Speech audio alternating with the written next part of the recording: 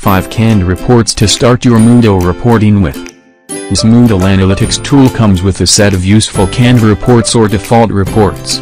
Let's dive into the video now to check the 5 most common canned reports from LearnerScript to start your Moodle reporting journey. 1. Course Summary. Course Summary is one of the most common canned reports.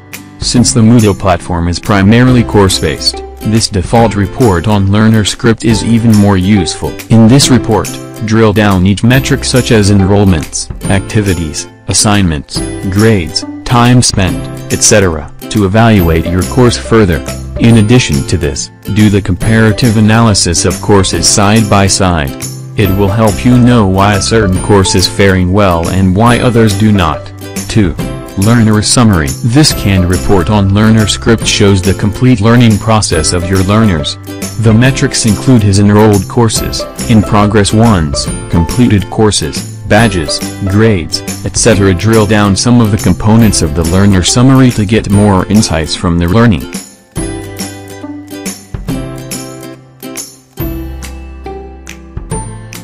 You can do the comparative analysis of learners to learn how different learners are going forward about their learning. 3.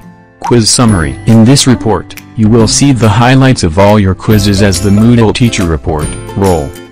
This canned report includes metrics such as quiz, course name, grades, total attempts, completed learners, in-progress learners, etc. This same report is available to the Moodle student role with metrics such as quiz name, the number of attempts, the marks he scored, etc.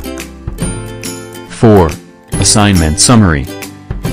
This canned report mainly showcases the columns such as submitted learners, completed learners, non-graded learners, total time spent, number of views, various grades, etc. This is another canned report available on the Moodle Teacher Reports and the Moodle Student Reports, roles, on Moodle platform, with different report columns.